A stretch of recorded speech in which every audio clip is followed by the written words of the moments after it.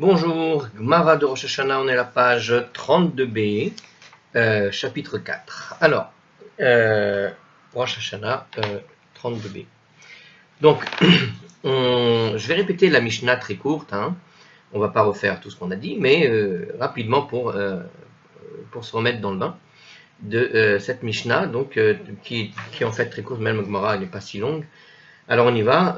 On ne mentionne aucun verset de souvenir, de royauté ou de chauffard qui traite de punition. Alors on parle de royauté, souvenir et chauffard, c'est-à-dire en fait les chauffarot, les malchouyot et les zichronot. On parle des trois grandes parties du moussaf. Donc on ne fait pas un rappel de ces trois parties du moussaf. On ne met pas dedans, on ne va pas citer des versets qui vont rappeler justement ces trois notions à propos de Dieu. On ne le fait pas quand ça traite d'une punition. Des passages qui traitent d'une punition. On commence par les versets de la Torah et on conclut par des versets des prophètes. Et Rabbi Yossé nous disait que s'il a conclu par un verset de la Torah, il s'est acquitté de son obligation. Alors, ça c'est pour l'essentiel de notre Mishnah. Et on avait donc discuté sur cette première partie, justement, on avait donné des exemples de choses qu'on ne doit pas dire, justement, parce que ça traite de punition. C'est-à-dire que on va effectivement rappeler la royauté de Dieu, mais c'est un rappel de la royauté, et ici le roi exerce en fait sa royauté, son pouvoir, son autorité, pour donner une punition. Ou bien zichronot, pareil, ou bien encore les shofarot, pareil, si on rappelle un épisode où le peuple juif à un moment donné va entendre effectivement le son du shofar, où le son du shofar va résonner dans les cieux, et puis il résonne dans les cieux, mais pour apporter en fait une mauvaise nouvelle, une punition contre le peuple juif. Alors, on ne prend pas ces références dans la Bible, on va citer ce type de verset, parce qu'il y a une référence à la punition, on ne le fait pas en tout cas le jour de Rosh Hashanah, de la nouvelle année. On veut amener des choses positives pour Rosh Hashanah, pour la nouvelle année. On n'amène pas des choses qui ont, en quelque sorte, des connotations négatives. Alors de la même façon, on avait quand même précisé que lorsque il existe ce type de connotation négative au sens de punition, mais qui concerne en réalité les autres peuples, là on peut rappeler. Ceux qui rappellent le peuple juif, ces versets qui peuvent être trouvés, dans lesquels on va voir effectivement donc cette référence à la royauté, au chauffard et aux souvenirs des fautes et autres, sur la punition des juifs, on ne rappelle pas, mais sur une punition contre les autres peuples, et en particulier en fait, parce que souvent ce qui est rappelé, ce sont des peuples qui ont fait du mal au peuple juif, et quelque part Dieu venge le peuple juif. Là effectivement, en début d'année, étant donné que le peuple juif n'est pas tout à fait libéré du joug des autres nations, quelque part, alors pourquoi pas, on peut rappeler ce type de référence lorsque ça va rappeler la force de Dieu en quelque sorte, enfin la royauté de Dieu par exemple, où Dieu va faire donc va mettre son autorité en avant pour punir un peuple qui a fait du mal au peuple juif, pour montrer qu'il va venger le peuple juif. Parce que du coup, il n'y a pas vraiment une connotation négative ici, il y a une connotation qui sera positive, puisque ça n'est pas contre le peuple juif que c'est dirigé, mais contre les autres. Et donc finalement, l'autorité du roi s'applique tout à fait légitimement dans le but de, quelque part, sauvegarder ses sujets. Donc il y a un peu cette idée-là. Alors, donc on a discuté de tout ça, c'était alors je n'ai pas dit dans les textes, j'ai juste donné la notion globale, et on continue sur ce point-là. Donc on avait donc discuté de tout ça, donc la Gemara va nous donner une nouvelle restriction sur les versets, quels versets on ne doit pas faire. Eh bien, par exemple, il nous dit « En maskirin zikaron shel yachid » on ne mentionne pas le souvenir, aussi, qui se rapporte à un particulier. « Ve'afilou letova » quand bien même ce serait du coup un souvenir favorable. Donc on a vu qu'il y avait une connotation négative par rapport à la punition.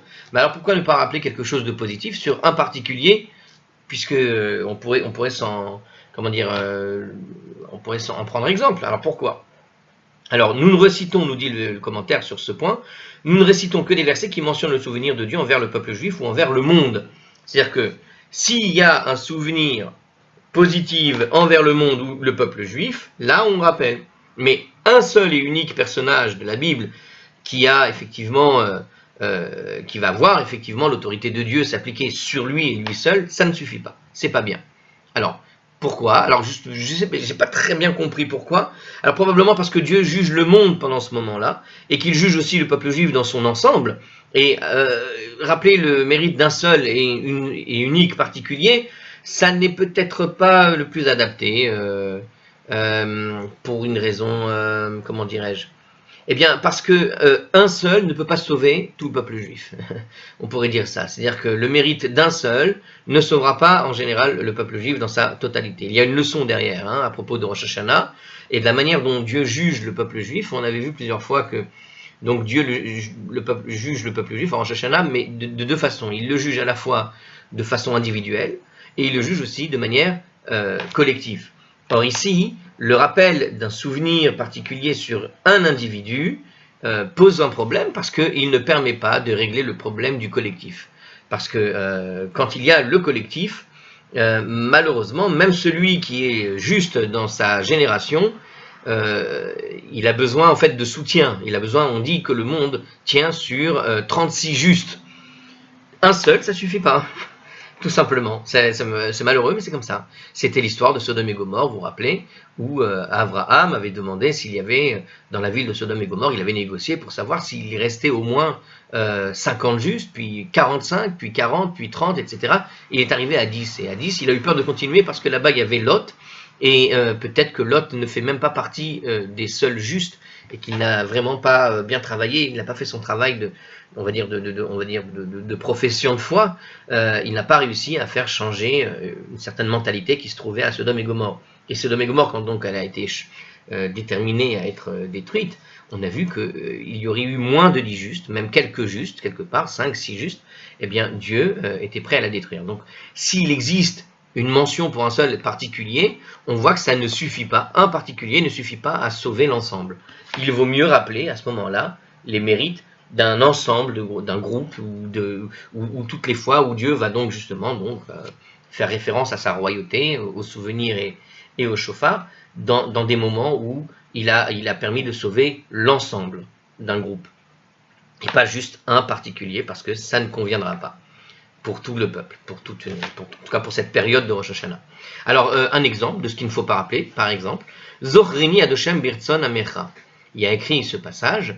Alors, où se trouve ce passage? C'est dans le livre des psaumes, la page le psaume 106, au verset 4, là-bas. Il dit comme ça: souviens-toi de moi, ô Hachem, dans ta bienveillance envers ton peuple.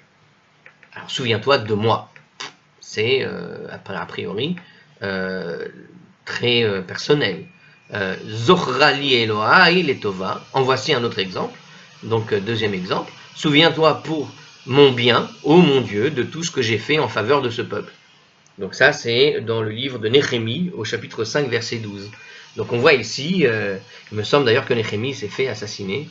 Je crois qu'on est dans cette période-là, où Néhémie s'était fait assassiner à un moment donné par les Perses. Et bon, peut-être c'est ça. C'est-à-dire que rappeler ce moment où... alors, ici, il dit, on ne mentionne pas le souvenir se rapportant à un particulier ici, c'est-à-dire qu'en particulier le souvenir.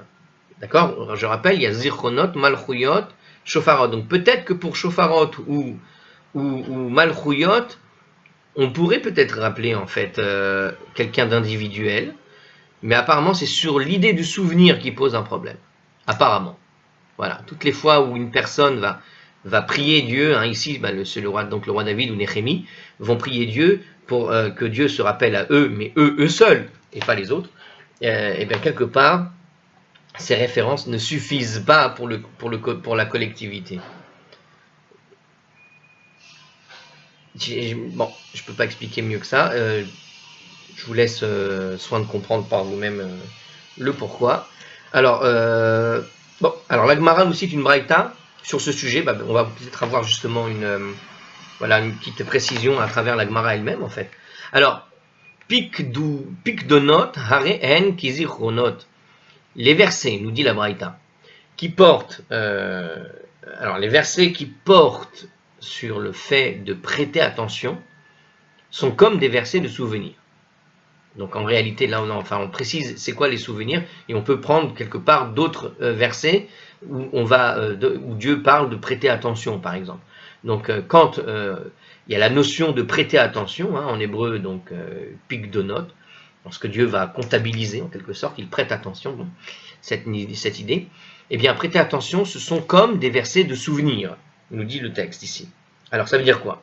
Si on voit ici qu'un verset contient une expression de picadone, c'est-à-dire une attention, elle peut être utilisée aussi comme l'un des 10 versets de zikaron, de souvenir, bien que picadone est une racine différente du mot zikaron, son sens est en fait suffisamment proche pour qu'il soit considéré comme un passage de souvenir. Ok? Alors, on continue. Donc on voit que le picadone, l'idée du picadone, est une idée qui s'apparente à l'idée du souvenir, et on peut utiliser donc l'idée de souvenir dans ce contexte-là, enfin l'idée de picadone, donc d'attention, d'accord, prêter attention. Alors, Kegon, Vadoshem Pakad et Sarah, par exemple, en voici donc un exemple, et Hachem a prêté attention à Sarah. Hein, donc c'est dans le passage où effectivement donc Sarah n'arrivait pas à avoir d'enfant, et puis à un moment donné Dieu s'est souvenu de Sarah, et on peut dire que quand il a prêté attention, il s'est souvenu de Sarah, puisque Dieu avait promis qu'elle ait un enfant, que Abraham est un enfant, et du coup il s'est concentré sur Sarah. Donc c'est cette idée de souvenir. Peut-être ça nous donne même une précision de ce que veut dire le souvenir au fond. C'est-à-dire que zikaron, peut-être, qui est l'idée d'un souvenir, mais souvenir, quand tu parles de souvenir en français, tu peux avoir l'idée d'un souvenir vague, quelque chose, une espèce de fragment de mémoire. Mais en réalité, la réalité de ce qu'on appelle le souvenir, du coup, dans les irchonotes, eh bien ici, c'est l'idée de Picadon, puisque dans la Gemara, ici, dans cette Braïta, ils le mettent en parallèle. Et ce qui s'est passé avec Sarah, par exemple, c'est exactement de cela qu'il s'agit. C'est-à-dire que chaque Rosh Hashanah, vous savez, il y a des gens, ils ont des petits soucis, celui-là, il cherche un travail, il cherche à augmenter son salaire, ou celui-là, il cherche à avoir des enfants, celui-là, il cherche ceci, il cherche cela. Bon, chacun a quelque chose à demander à Dieu. Et puis, depuis des années qu'ils essayent, ils n'arrivent pas, par exemple. Imaginez quelque chose comme ça. Bon, eh bien, c'est exactement ce qui se passait dans le cas de Sarah, c'est-à-dire Sarah qui cherchait à avoir des enfants depuis longtemps, elle n'arrivait pas à en avoir. Et voilà que Dieu a prêté attention. C'est-à-dire que c'est pas que Sarah a arrêté de prier pour avoir des enfants, mais c'est qu'à un moment donné, Dieu s'est concentré sur la prière de Sarah. Il a prêté attention à la prière de Sarah. Il s'est souvenu de Sarah. Ou mieux que ça, peut-être que Sarah a stoppé de prier, elle a arrêté de prier pour avoir des enfants, parce que bon, ça faisait un moment, 90 ans, c'est bon, c'est fini, c'est pas la peine d'y réfléchir. Mais à un moment donné, Dieu, il a prêté attention, il s'est concentré sur Sarah, il s'est rappelé de la prière qu'elle a faite, il devait lui donner ce qu'il voulait lui donner, mais ce n'était pas le moment, et puis maintenant, là, il va lui donner. Donc il s'est souvenu d'elle, en quelque sorte, et c'est ça l'idée du souvenir. C'est quand à un moment donné, c'est pas que je t'ai oublié, c'est que j'ai prévu un moment précis pour faire les choses, pour le moment, je suis occupé, et puis maintenant, là, je me concentre sur toi. Vous voyez, c'est cette idée-là, ce souvenir. Donc, par quelque part, c'est aussi ça, l'idée du souvenir, surtout que le peuple juif, dans la prière, finalement, de Rosh Hashanah, il y a cette idée de la destruction du temple, on a vu plusieurs fois cette notion, et voilà que les gens de la Gemara, ça fait déjà 200, 300 ans que le temple est détruit. Les gens de la Mishnah et de la Braïta, ça faisait déjà quelques années qu'ils ont perdu le temple. Pour certains, ça faisait peut-être un siècle, ça dépend quand la Braïta a été écrite. Donc vous imaginez bien le contexte, on va dire, dans lequel c'est rédigé, et il y a cette notion, de la même manière que Pakad et Sarah, tu peux comprendre cette idée que ta prière aujourd'hui, tu l'as fait, mais on a l'impression qu'elle n'est pas entendue. Alors c'est pas qu'elle n'est pas entendue, c'est que c'est pas le moment où Dieu se souvient de ta prière, où il prête attention à ta prière. Et donc c'est ça la notion de Picadon qui rejoint finalement l'idée du souvenir. D'accord ? Alors, donc si je reviens donc sur notre Braïta nouvelle, donc les versets qui portaient donc sur le fait de prêter attention, par exemple, sont comme les versets de souvenir, ce qu'on avait dit. En voici un exemple, et Hachem prêta attention à Sarah, on continue. Ou Kegon, ou par exemple, autre exemple, Pakod, Pakad et Tietrem, autre exemple, je vous ai prêté attention. Alors c'était où ça? Alors ça c'est dans l'Exode, chapitre 3, verset 16. Alors ça c'est au niveau de l'esclavage d'Égypte, qui dure, et à un moment donné, le peuple juif alors il a prié pour sortir, le peuple d'Israël, il a prié pour sortir de cet esclavage, et à un moment donné, eh bien, Dieu a prêté attention à cette prière. Jusque-là non, mais là, oui. Donc il y a cette idée de souvenir. C'est pas que Dieu n'entend pas, c'est pas que Dieu se souvient pas, c'est qu'à un moment donné, il se concentre sur toi.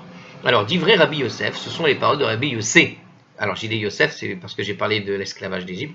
Non, Rabbi Yossé, pas Rabbi Yosef. Alors d'ivré, Rabbi Yossé. Ce sont les paroles de Rabbi Yossé. Rabbi Yehuda Omer. Lui, Rabbi Yehuda, il dit Eno kezirchonot. Non, non, non, non, non. Ces derniers versets ne sont pas du tout comme des versets de souvenirs. Il n'est pas du tout d'accord. Alors, qu'est-ce qu'il existe? Alors, on va voir ici la différence précise entre les deux dans le commentaire. La différence qui existe entre zikaron, le souvenir, le pikadon, l'attention, elle est subtile, mais elle demeure décisive. La racine zachar indique un souvenir perpétuel, incessant, alors que la racine pakad indique une attention attribuée à un moment spécifique. Rabbi Yehuda pense qu'à Rosh Hashanah, nous devons réciter les versets qui concernent le terme zachar, car nous implorons Dieu de se souvenir de nous favorablement en permanence, tout simplement. Donc c'est cette idée d'un souvenir permanent, d'accord? C'est quelque chose qui reste ancré. Hein? Quelqu'un qui a eu dans sa vie quelque chose d'agréable, une fois, une vacance inoubliable, je ne sais pas moi, une naissance, il y a dans la mémoire quelque chose qui est gravé pour toujours. Pakad, on y pense, mais une fois, quand on est au repos, quand on a fini tout notre travail. Alors c'est vrai que quelque part, c'est ce que pense Rabbi Yehuda, il préfère effectivement une notion de souvenir pur, celui où tu es tout le temps en train de te rappeler en permanence de cette chose, de cet événement en particulier, positif, plutôt que de rappeler uniquement la fois où Dieu va se rappeler de quelqu'un ou de quelque chose. D'accord? Parce que dans un cas, Dieu se rappelle une fois au fond, alors que dans l'autre cas, il se rappellera en permanence. C'est quelque chose de récurrent. Voilà, c'est pour ça que pense comme ça Rabbi Yehuda. Alors, la Gemara quand même pose la question, où le Rabbi Yossé alors? Et d'après Rabbi Yossé, Nehinami divkut donot arehen kezichronot, même si on admet que les versets de prêter attention sont semblables aux versets de souvenir. Vadoshem pakad et Sarah, pikadon de yachid hu. Mais le verset de Hachem prêta attention à Sarah fait référence au fait de prêter attention à un particulier. Quand on a vu tout à l'heure, on a commencé notre vidéo en reprenant sur le passage de la Gemara qui parlait de ne pas évoquer le souvenir d'un particulier.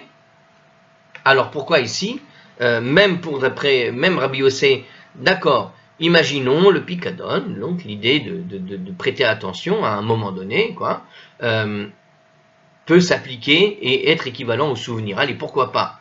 Oui, mais dans notre cas, ce pikadon, il a été fait non pas à propos de Sarah, en tout cas, il a été fait exclusivement sur Sarah et personne d'autre. A priori, il n'y a personne d'autre impliqué. En réalité, il y a d'autres impliqués, puisqu'on a expliqué un peu l'histoire.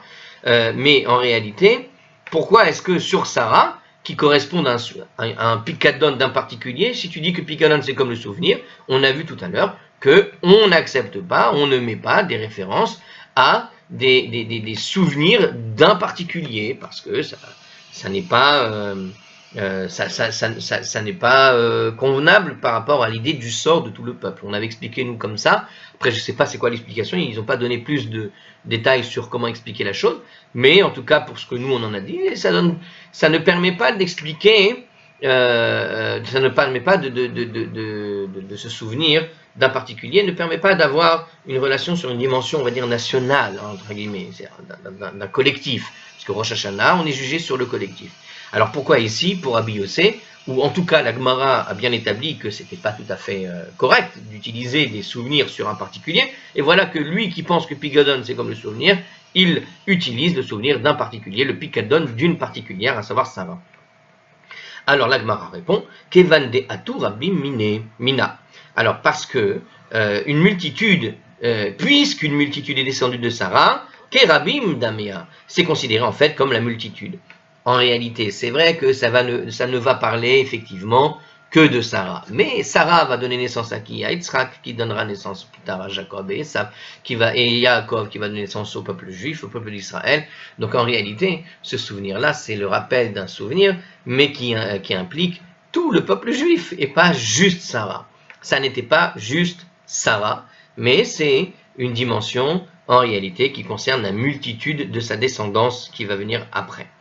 D'accord? Surtout dans ce passage-là, puisque c'est véritablement le passage qui met en avant finalement la promesse divine que Dieu a fait à Abraham de lui donner une descendance, et voilà que Dieu va effectivement prêter attention à Sarah pour lui donner cette descendance. Donc on est dans le rapport à la multitude en réalité.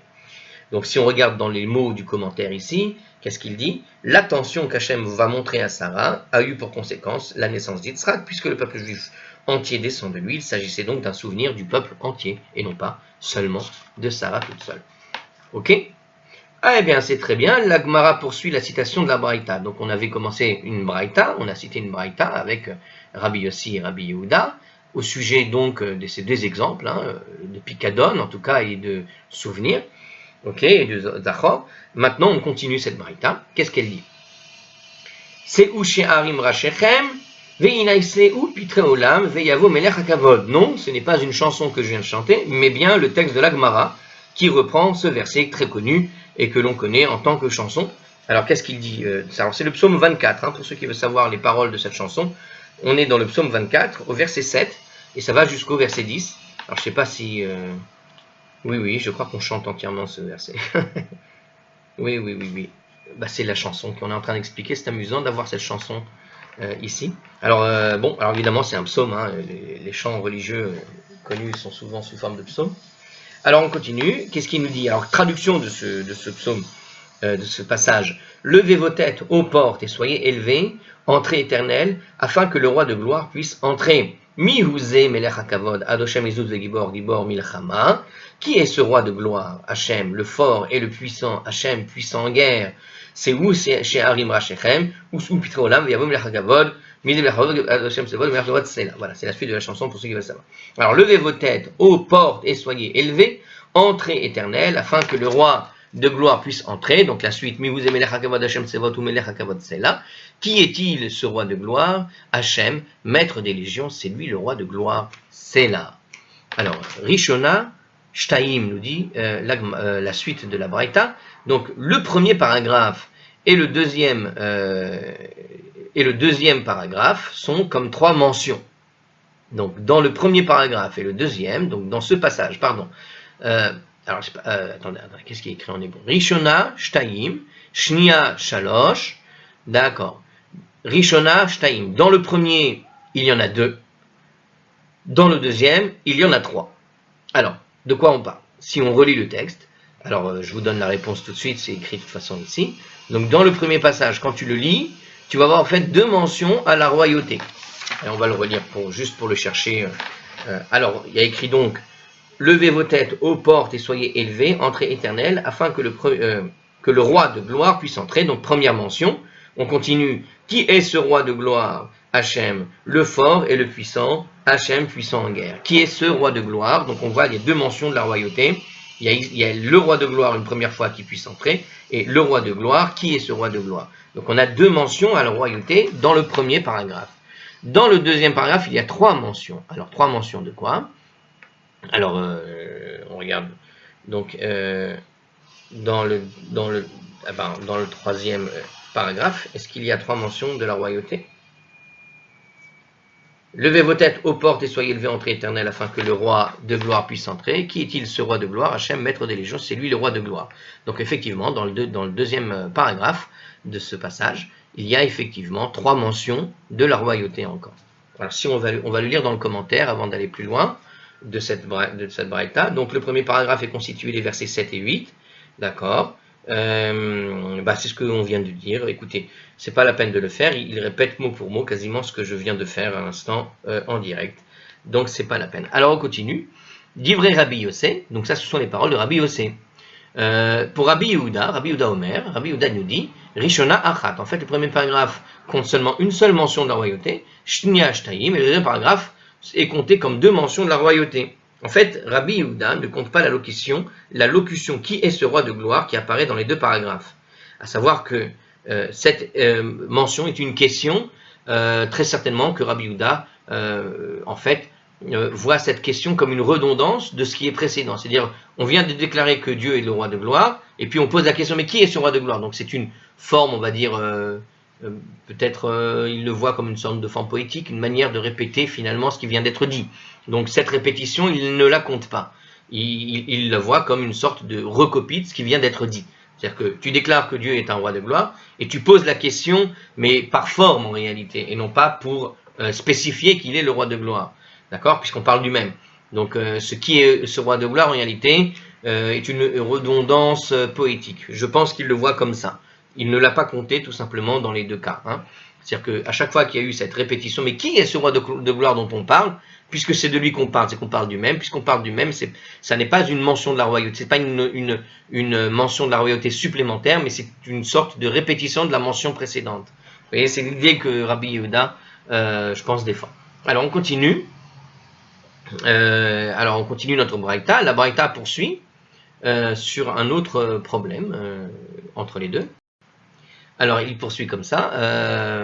Zameru Elokim Zameru. Zameru les Malkinu Zameru Kimeler Kol Haaretz Elokim. Alors, qu'est-ce qu'il y a écrit là? Alors, les versets chantez pour Dieu, chantez, chantez pour notre roi, chantez car Dieu est roi sur toute la terre. Au chapitre. Alors, on est dans le psaume 47, cette fois-ci, c'est un autre, au verset 7 et 8. Alors, dans ce passage que je viens de lire, qu'est-ce qu'il y a écrit? Shtaim,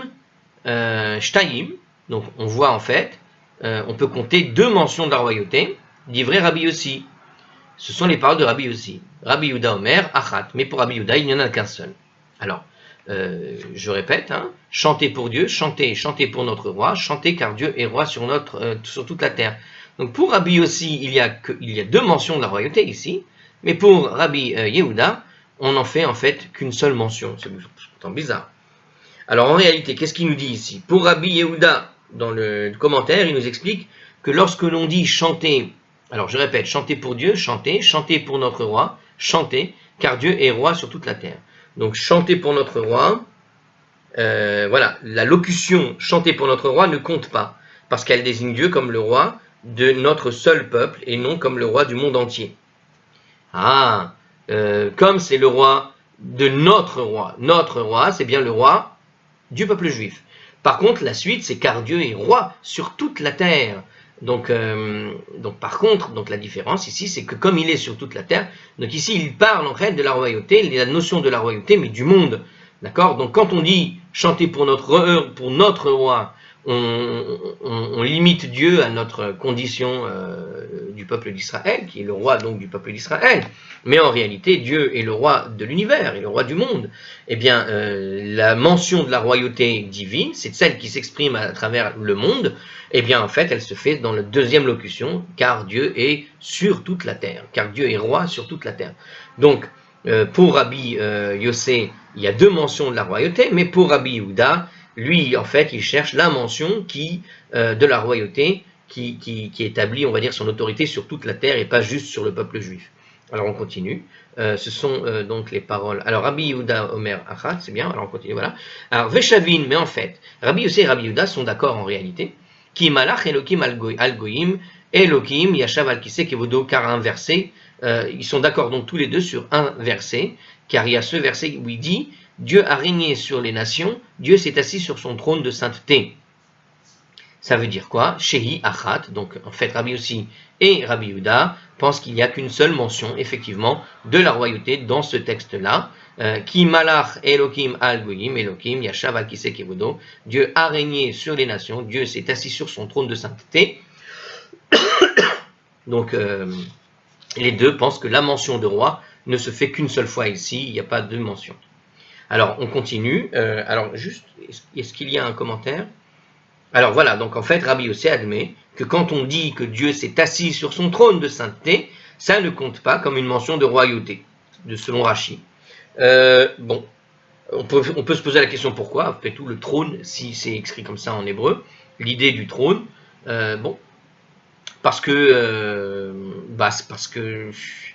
la chaise de sainteté, si tu traduis en réalité, tu peux traduire par chaise de sainteté. Nous, on va parler de trône parce qu'on a évoqué le roi.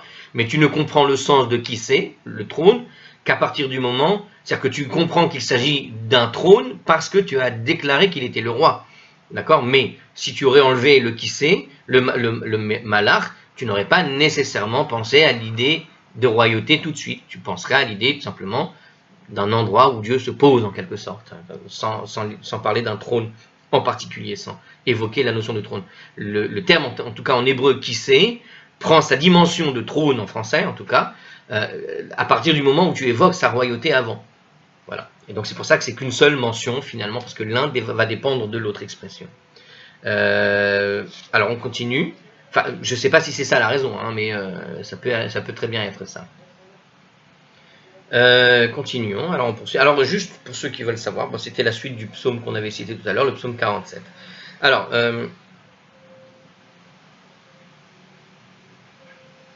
bon, c'est bien. Alors la Braïta discute d'un autre problème entre les deux. Hein. Alors entre les deux, toujours entre les deux? Oui, a priori, c'est ça.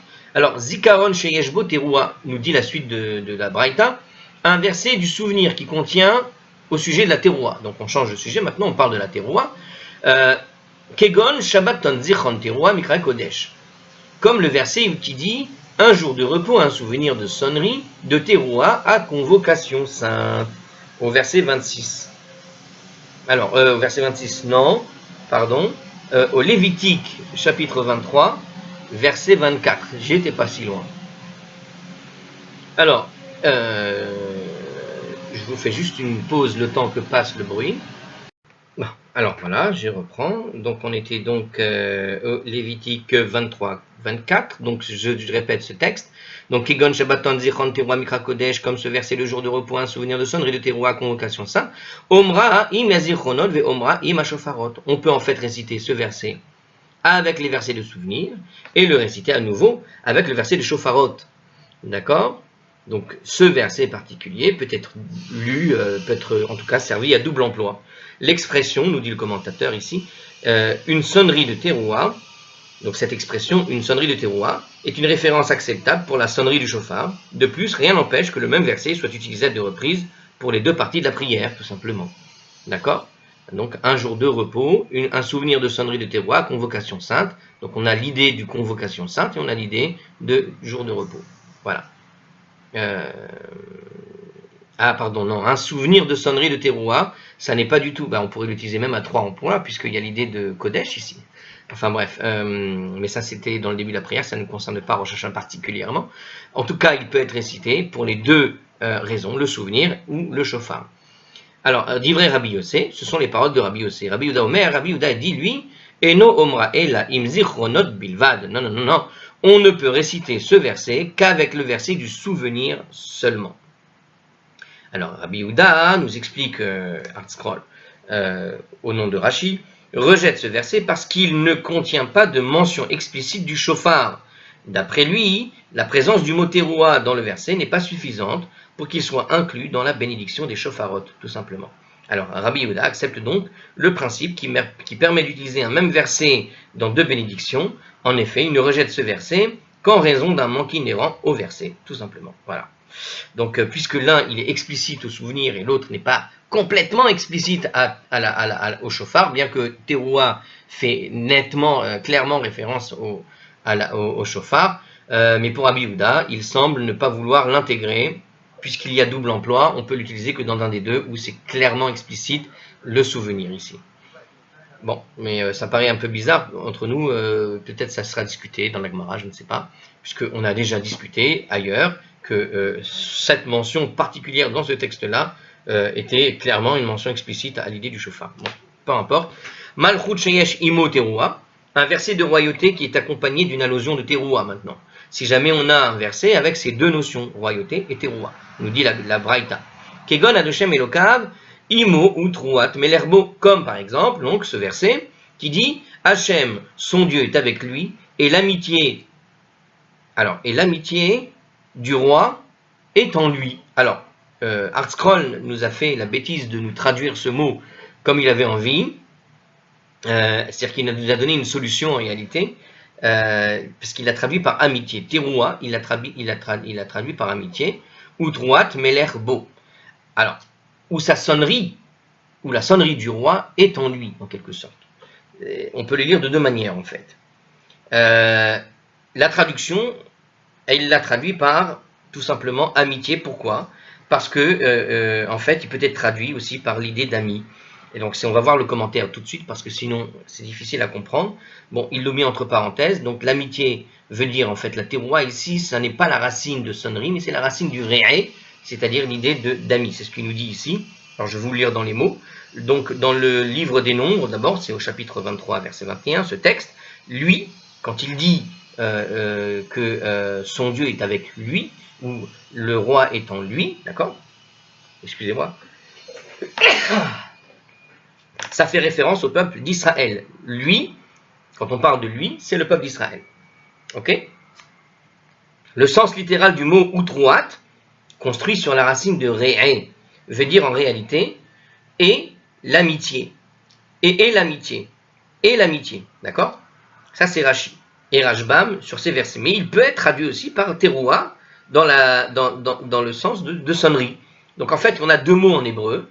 Ré'é, qui veut dire l'ami. Ré'é, resh aïn he, c'est une racine qui signifie l'ami. Mais il y a une deuxième racine, ro'a, qui est différente, parce qu'il y a un vav à l'intérieur cette fois-ci. Resh, vav, aïn. Alors ça ressemble, mais c'est pas tout à fait le même.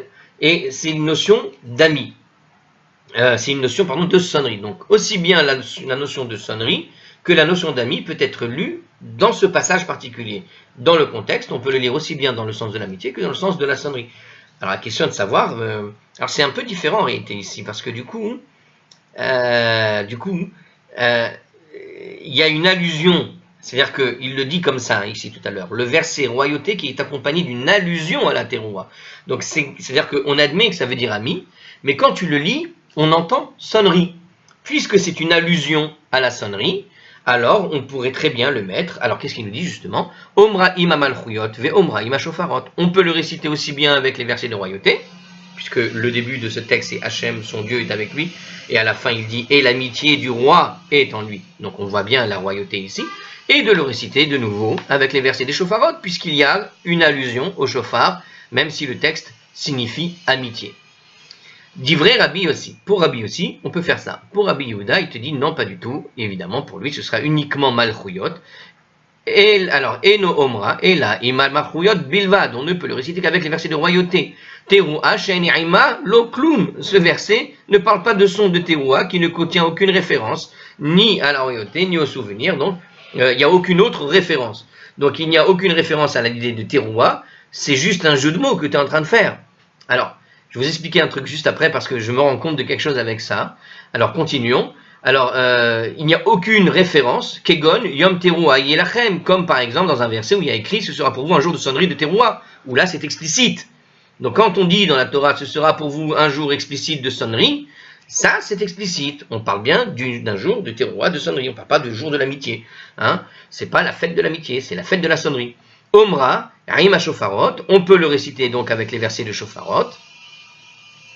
Pour Rabbi Yossé, ce sont les paroles de Rabbi Yossé, mais Rabbi Yehuda Omer, Rabbi Yehuda nous dit Eno Omra Kol Eikar, on ne le récite pas du tout. Alors attendez, j'ai sauté une ligne parce que du coup je comprends plus ce que je viens de dire. Je reprends, donc Rabbi nous disait à propos du premier verset que j'ai cité, celui dans lequel il y a un jeu de mots avec le mot ami et sonnerie, que on ne le récite que pour les malchuyot. Donc je reprends à partir de là, Teruah she'en ima lo klum, parce que le son de Teruah qui ne contient aucune référence, ni royauté, ni souvenir. C'est un verset qui parle du son de la teroua et qui... Ah, non. C'est un deuxième sujet, c'est pour ça que je n'ai pas compris. Donc, pour Rabbi Yehuda, et c'est comme ça qu'on terminait, pour Rabbi Yehuda, ce passage qu'on avait cité se terminait ici, il ne se récite qu'avec la royauté, point. Maintenant, nouveau sujet... Et là, on va comprendre, parce que je me suis embrouillé. Donc, teroua shen yaima lo klum. Une sonnerie, si jamais on a un texte avec dedans la référence à une sonnerie, mais qui n'a aucune autre référence. C'est-à-dire qu'il ne dit pas dans quel contexte on sonne. Donc, si on a un texte avec l'idée d'une sonnerie, mais pour lequel il n'y a aucune autre référence que ça. C'est-à-dire qu'on ne dit pas pourquoi on sonne, quand on a sonné, à quelles conditions, etc. C'est pas en rapport, par exemple, avec le... C'est-à-dire, quand on parle, par exemple, de la sonnerie des montagnes, du son qu'on a entendu au moment du don de la Torah, il y a un contexte avec le don de la Torah. Mais si on parle d'une sonnerie simple, juste le son simple, s'il y a une mention sans aucune autre référence, ni à royauté, ni au souvenir, il te dit, on ne doit pas la mentionner du tout. Par exemple, Yom Teruah Yelachem. S'il y a écrit ce jour-là sera le jour de la sonnerie pour vous, en réalité, il n'y a pas de mention à la royauté, il n'y a pas de mention au souvenir. Donc, pour Rabbi Yossé, Ce sera pour vous un jour de sonnerie de terouah, il n'y a pas plus clair que Rosh Hashanah là-dessus quand même. Omra ima shofarot, on doit les réciter avec les versets de shofarot. Dit vrai Rabbi Yossé, ça c'est ce que dit Rabbi Yossé, mais regardez ce que dit Rabbi Yehuda. Pour lui, Rabbi Yehuda Omer, Eno Omra Kol et Aikar, on ne le récite dans aucun sujet, dans aucun essentiel. On ne le récite pas du tout. Alors, c'est bizarre. Alors justement, il va nous le dire que c'est bizarre, le commentaire, regardez. Il semble inhabituel que Rabbi Yehuda ait besoin de s'opposer à Rabbi Yossé à 3 reprises alors que leurs différends touchent le même sujet. Le Maharsha explique, contrairement à Rashi, que dans les cas précédents, Rabbi Yehuda voulait dire que même lorsqu'un verset contient une mention explicite du shofar, il ne peut plus être inclus dans les shofarot une fois qu'il a été utilisé pour la royauté, soit pour le souvenir. Ici, Rabbi Yehuda indique que le mot terouah n'est pas en soi une mention valable qui permet d'inclure le verset dans les shofarot. Voilà. Ok. Alors, il faut aller lire là-bas le Maharsha quelque part. Il y a une discussion pour expliquer pourquoi le mot terouah n'est pas valable tout seul. Bon, en tout cas, si je vous explique comment je l'ai compris, en fait, Rabbi Yehuda, c'est simple. Quand tu utilises un verset, tu ne l'utilises pas à double emploi. Donc, à partir du moment où on avait utilisé, par exemple, Yom Terouah avec la sonnerie, avec le souvenir, puisque le souvenir rentre dans le contexte de Rosh Hashanah, tu peux l'utiliser soit pour le souvenir, soit pour les shofarot, mais pas pour les deux. Donc, à la limite, tu peux l'utiliser, puisque tu trouveras une référence au souvenir ailleurs, tu pourras l'utiliser pour les shofarot. D'accord? Mais une mention unique, seule de terouah, ça ne suffira pas, s'il n'y a pas accompagné des deux sujets essentiels de Rosh Hashanah, que sont les shofarot, que sont pour lui en tout cas, le souvenir et la royauté. Ce sont les essentiels de Rosh Hashanah. Et le shofar, tu le mets en plus. En réalité, c'est ça ce qui semble ressortir de la pensée de Rabbi Yehuda. Les shofarot, c'est quelque chose qui vient en plus, qu'on a rajouté en réalité. C'était pas. Rappelez-vous qu'il y avait une discussion justement de mettre ou pas les shofarot. Parce que c'était pas l'essentiel, puisque c'est peut-être le jour où on va sonner, mais on sonne pourquoi? On sonne pour se rappeler, on sonne pour montrer la royauté, mais on sonne pas pour sonner. Donc pourquoi rappeler le shofar? Parce que le shofar ici, on rappelle que c'est le jour de la sonnerie, mais sonner pour sonner, quel intérêt? Pour Rabbi Yehuda, ce qui semble sortir de ça, c'est que Rabbi Yehuda voit la sonnerie comme un ustensile, un instrument qui permet le souvenir et qui permet la proclamation de la royauté. Je proclame la royauté, alors je vais sonner des trompettes. Vous comprenez l'idée? Donc, et pareil, pour se rappeler, je sonne une sonnerie pour dire, voilà, aujourd'hui, comme les militaires là-bas, ils ont des sonneries particulières le matin, à la trompette, pour dire petit déjeuner, c'est le matin, il faut se réveiller, l'après-midi, c'est l'heure de je sais pas quoi, réunion, je sais pas quoi. Donc, ce genre de choses-là. Donc, ça a une dimension d'information. La sonnerie, elle vient pour informer de quelque chose. La sonnerie, elle est venue pour nous réveiller au moment du nom de la Torah, parce qu'on était en train de dormir. Mais elle n'était pas venue pour juste sonner pour sonner. Voilà, c'est ce que veut nous dire Rabbi Yehuda, je pense, dans son esprit. Et donc, quand tu rappelles le jour de la sonnerie pour sonnerie, ça ne sert à rien. Il faut qu'il y ait un intérêt à la sonnerie. La sonnerie, dans le cadre d'un souvenir, oui. Dans le cadre de la proclamation de la royauté, oui. Mais dans le cadre de la sonnerie pour sonner, c'est pas intéressant. C'est-à-dire que quand on dit Yom Terouah Yelachem, quand il y a écrit comme ça dans la Torah que ce jour-là sera le jour de Terouah pour vous, le jour de la sonnerie, c'est pas que c'est un jour où il faut sonner pour sonner. Il y a beaucoup de gens d'ailleurs qui malheureusement vont à la synagogue, ils disent ah c'est à quelle heure le shofar? Et ils vont aller pour écouter le shofar, ils sont tout contents, ils sont là, ils ont écouté le shofar. Mais dans leur vie, rien n'a changé. Ça sert à rien, c'est quand même Rosh Hashanah il paraît. Et Rosh Hashanah, t'es là pour réfléchir à tes fautes. Si on sonne le shofar, c'est pour que tu te mettes, comment dirais-je, en mode concentration.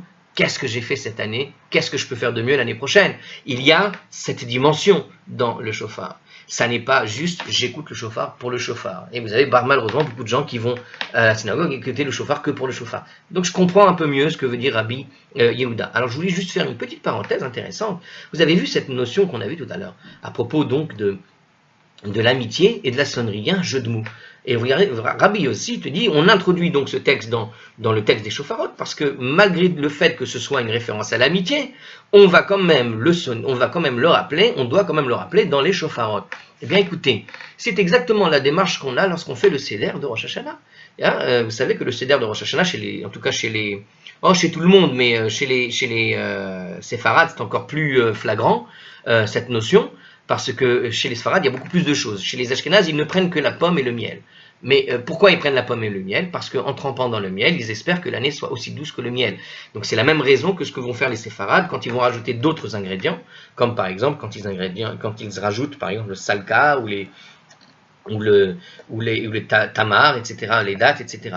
Parce qu'il y a un jeu de mots à faire entre le mot en hébreu de la date ou le mot des blettes. Ces mots-là en hébreu ont un autre sens que tu peux avoir en hébreu. C'est-à-dire que ce sont des jeux de mots qui se rapprochent avec l'idée de déchirer. Donc on va manger un certain ingrédient parce que cet ingrédient a le nom qui permet de faire le jeu de mots avec l'idée de déchirer un décret. Ou celui-là va avoir un jeu de mots qui va permettre le jeu de mots pour l'anéantissement des ennemis. Avec la date par exemple. Chez Tamrou, Tamar. Les tamer, c'est pas le même verbe, c'est pas la même racine, mais ça se ressemble énormément. Et comme il y a ce jeu de mots qui se crée entre la date, une simple date, et l'idée que soient anéantis les ennemis, alors on va goûter cette date avec ce jeu de mots en même temps. D'accord? C'est-à-dire une sorte on manifeste. Et bien quelque part, j'ai l'impression que les séfarades suivent plus ou moins finalement cette idée qui est présentée ici dans la Braïta, à savoir à propos de Rabbi Yossi, qui fait ce jeu de mots entre le ré'é, l'ami, et le ro'a, la sonnerie. Voilà, on est vraiment dans cet état d'esprit-là, et quelque part la source doit provenir d'ici. Voilà, sur cette idée. Alors je vais continuer, ça va faire encore un peu long, mais parce qu'on n'est pas très proche, on n'est pas très loin, pardon, de la fin de cette Mishnah, et donc autant commencer la Mishnah comme ça, voilà. Autant la terminer au bon endroit. Alors on continue, la Mishnah, qu'est-ce qu'elle nous disait? Matril Batora ou Mashlim Benavi. On doit commencer le verset de la Torah et on le conclut par les prophètes. Rabbi Yossé Omer, Im Hishlim Batora Yatsa. Rabbi Yossé nous dit, s'il a conclu par un verset de la Torah, il s'est acquitté de son obligation. La Gemara remarque une contradiction au sujet de l'opinion de Rabbi Yossé. Im Hishlim, mais Rabbi Yossé a dit, s'il a conclu par le verset de la Torah, ça sous-entend quoi? De Ya'avar en le Chatrila lo. A posteriori, il s'est effectivement acquitté de son obligation, mais a priori, il ne faut pas agir ainsi. D'accord? Di'avad en lechatrila lo. D'accord? A priori, a posteriori, il s'est effectivement acquitté. Mais en réalité, a priori, ce n'était pas ce qu'il faut faire. Vea Tanyami. Pourtant, le Tanya, la Braïta, a enseigné, Rabbi Yossé Omer, Rabbi Yossé nous dit, Hamashlim Batora Hareze Meshubach. Celui qui conclut par un verset de la Torah est digne d'éloge. Donc on voit ici que dans la Mishnah, Rabbi Yossé nous parle avec un langage où, à la limite, il a fait une erreur et au lieu de finir avec un verset des prophètes, il a quand même fini avec un verset de la Torah. Bon, c'est pas grave. Donc il y a un langage un peu, bon, c'est pas grave, quoi. C'est pas, donc a priori, ça passe. Ok? Sauf que dans notre Braïta, il te dit, il est digne d'éloge. Donc, est-ce que Rabbi Yossi a envie, puisque tu dis digne d'éloge, c'est quand même un signe pour dire, tu as fait quelque chose de bien en terminant par le verset de la Torah. Pourquoi, à ce moment-là, dans un cas de la Mishnah, dans notre Mishnah, on a l'impression que c'est bon gré, mal gré, il a fini par la Torah, alors que là, dans notre Braïta, c'est juste une incitation à faire comme ça, et pas autrement. Puisque digne d'éloge, tu as plutôt envie de faire quelque chose qui est digne d'éloge, plutôt que le truc normal. Donc c'est plus une incitation à le faire comme ça dans la Braïta. Et c'est le même qui parle, c'est Rabbi Yossé. Donc il y a une bizarrerie. Alors la Gemara corrige la Mishnah du coup. La Gemara dit que dans la Mishnah, parce que c'est pas possible. Donc Emma Mashlim dit que l'opinion de Rabbi Yossé est la suivante. On doit conclure par le verset de la Torah. Donc pour Rabbi Yossé, après avoir lu justement la Braïta, où il dit qu'on est digne d'éloge, pour Rabbi Yossi, il faut finir par la Torah. C'est pas genre, bon, là, t'as pas fait exprès, t'as fini par la Torah, bon, ça passe. Non, c'est pas ce que voulait dire Rabbi Yossi. Justement, en s'appuyant sur la Braïta, on voit que Rabbi Yossi, en fait, voulait dire qu'il voulait obliger les gens à finir par un verset de la Torah, et pas par un verset des prophètes. Pour lui, c'est plus important de finir par le verset de la Torah. Ok. Alors la Gemara n'est pas d'accord. Veha im hishlim katane, et pourtant la Mishnah a bien enseigné si il a conclu. C'est pas ce que dit la Mishnah. La Mishnah n'a pas dit qu'il était obligé de finir par un verset de la Torah. C'est pas ce qu'a dit Rabbi Yossé dans notre Mishnah. Alors comment on comprend? Diravad en lechatchila lo. Et donc a posteriori, pour Rabbi Yossé, il est effectivement acquitté de son obligation, mais a priori c'est pas ça qu'il faut faire. Ça veut dire que puisque le texte de la Mishnah dit s'il a conclu un verset de la Torah, il est acquitté de son obligation, il semble excessif de le corriger, car on doit conclure par un verset de la Torah. Il n'est pas raisonnable de proposer une correction qui modifie totalement la compréhension de ce que dit Rabbi Yossé. Donc, en tout cas, on a expliqué plusieurs fois que la Braïta est moins importante en termes de poids devant une Mishnah. La Mishnah nous dit que s'il a fait ça, donc ça veut dire que pour Rabbi Yossé, il ne faut pas conclure comme ça, même s'il dit plus tard que c'est digne d'éloge dans une braïta. Alors c'est peut-être la braïta qui a faute, du coup, tu vas changer plutôt la braïta, non? Alors je sais pas. Afrika Amar, mais voici ce que la Mishnah voulait dire. Matril Batora ou Mashlim Benavi, on commence par les versets de la Torah, et on conclut par les versets des prophètes. Rabbi Yossé nous dit, Mashlim Batora ve'im Mishlim Benavi Yatsa. On doit conclure par le verset de la Torah, mais si on a conclu par un verset des prophètes, on s'est acquitté de son obligation. Alors, petite pause. Donc je répète, à ce moment-là, donc la Gemara répondait, voici ce que la Mishnah devrait dire. On commence par le verset de la Torah, on conclut par le verset des prophètes, et pour Rabbi aussi, donc on doit conclure par le verset de la Torah, mais si on a conclu par un verset des prophètes, on s'est acquitté de son obligation. Bon, un appui à cette réponse, donc voilà, donc en fait, il reste toujours avec cette idée d'importance. Mais alors, qu'est-ce que voulait dire la Mishnah? Qu'est-ce que disait la Mishnah? Attends une seconde. Donc, s'il a conclu par un verset de la Torah, il s'est acquitté de son obligation. En fait, il s'est acquitté de son obligation, c'est par rapport à ce que la première partie de la Mishnah, en fait. Dans la première partie de la Mishnah, c'est-à-dire que pour Rabbi Yossé, la Mishnah disait, il s'est acquitté, alors il a conclu, il doit conclure par la Torah, virgule, et au sujet de la première partie de notre Mishnah, c'est-à-dire quand il termine par les prophètes, il s'est acquitté de l'obligation. Voilà ce qu'il voulait dire. Très bien. Donc c'est ça, c'est à propos de la base de la déclaration par rapport, tu as juste rajouté la virgule au bon endroit par rapport à notre Mishnah. Alors un appui sur cette réponse, Tanya Nami Achi, il a aussi été enseigné de même dans une braïta, Amar Rabbi Elazar be Rabbi Yossi, que Rabbi Elazar, le fils de Rabbi Yossi, a déclaré, écoutez bien, donc c'est le fils de Rabbi Yossi, Vatikin Hayu Mashlimin Ota Batora, des personnes pieuses, concluez chaque bénédiction par le verset de la Torah. Donc le terme Vatikim désigne en fait un homme d'une grande humilité qui tienne les mitzvot en grande estime, nous dit Rashi. Ensuite, il explique un peu mieux là dans le commentaire. Alors, il commençait par 3 versets de la Torah, puis récitait les 3 versets des hagiographes, puis 3 versets des prophètes, et il terminait par un autre verset de la Torah. Eh bien, on retrouve le comptage des 10, c'est-à-dire 3, 3, 3, et puis à la fin, le 10e, on revient sur la Torah. Donc, nos prières, en fait, suivent cette tradition. Donc, dans la prière, c'est exactement ce qui se passe. Cette braïta s'accorde avec la braïta précédente qui dit que, d'après Rabbi aussi, celui qui conclut par un verset de la Torah est digne de louange. Ça conforte l'opinion selon laquelle la Mishnah aurait dû être corrigée afin de conformer à cette braïta. Il est à noter que dans nos textes de prière, le dernier verset des Shofarot, c'est Uviam Simchat Alechem, etc. D'accord? Donc c'est le fameux texte qu'on lit au chapitre 10, verset 10 des Nombres.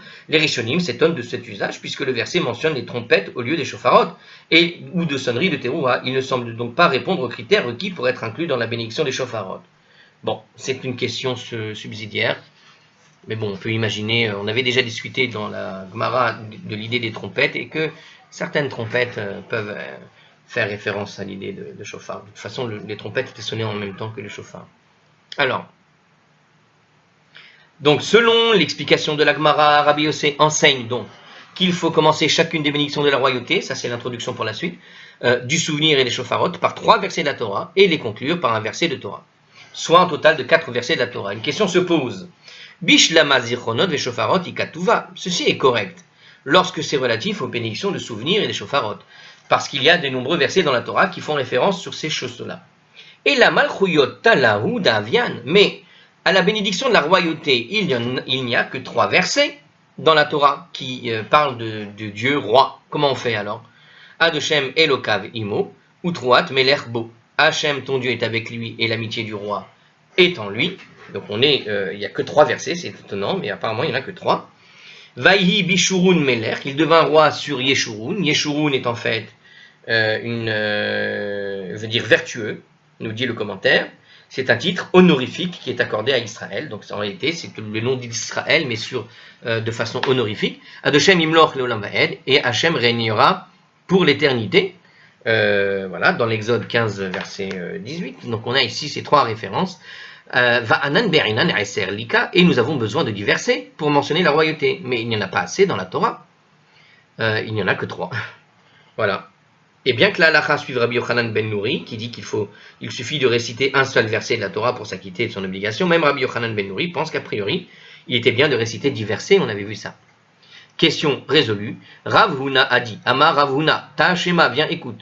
La réponse de la Braïta suivante. Shema Israël, Oshem Elokim Echad, Malchut. Lorsque le verset du Shema, écoute, ô Israël, Hachem est notre Dieu, Adoshem est unique, c'est considéré comme un verset de royauté, en réalité. Divrei Rabbi Yossé, ce sont les paroles de Rabbi Yossé. Donc pour Rabbi Yossé, c'est une parole de royauté. Rabbi Yuda Omer, Ena Malchut, mais Rabbi Yuda, qui n'est pas d'accord, dit ce n'est pas la royauté. Le verset exprime le thème de royauté divine, mais il ne désigne pas Dieu explicitement. Donc pour Rabbi Yuda, il faut vraiment le mot exact au moment où il doit arriver. D'accord? Donc ça continue le différent depuis tout à l'heure, entre Rabbi Yossé et Rabbi Yuda. Alors, Veyadata Hayom Va'ashevota En On Malchut. Alors, je recommence, j'ai sauté une ligne. Veyadata Hayom Va'ashevota El Levavecha Kiyodeshem Hu Elokim, etc. En Od Malchut. Le verset, tu sauras aujourd'hui et feras pénétrer dans ton cœur qu'Hachem est le Dieu, etc. Il n'existe nul autre que lui. Pour Rabbi Yossé, c'est la royauté, d'ivrei Rabbi Yossé. Et évidemment, Rabbi Yehuda Omer et la Malchut, que pour Rabbi Yehuda, ce n'est pas considéré comme une royauté.